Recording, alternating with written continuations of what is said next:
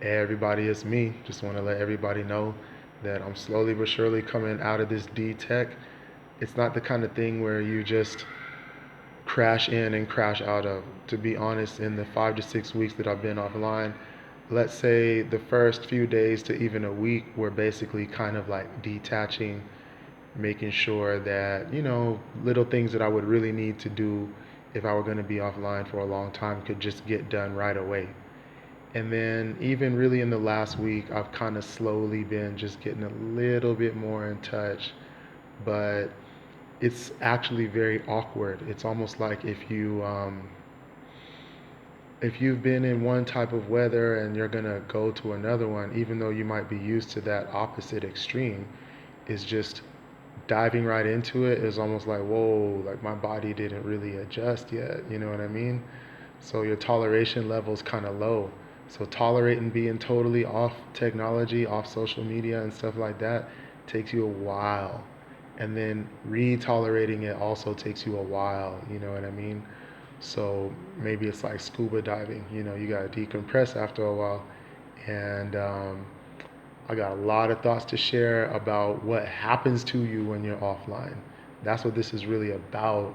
You know what I mean? So I'm starting a whole new playlist just about this. Go ahead and subscribe to that right now.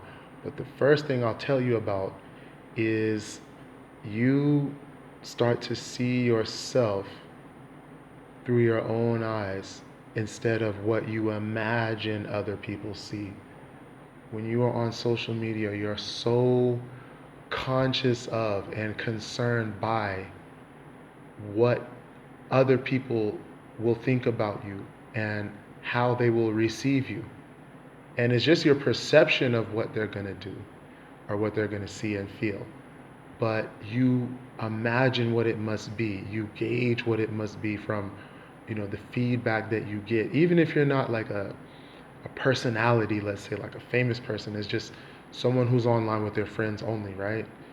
And when you actually don't have those interactions, when you don't see likes, you don't see comments, etc., you stop worrying about it.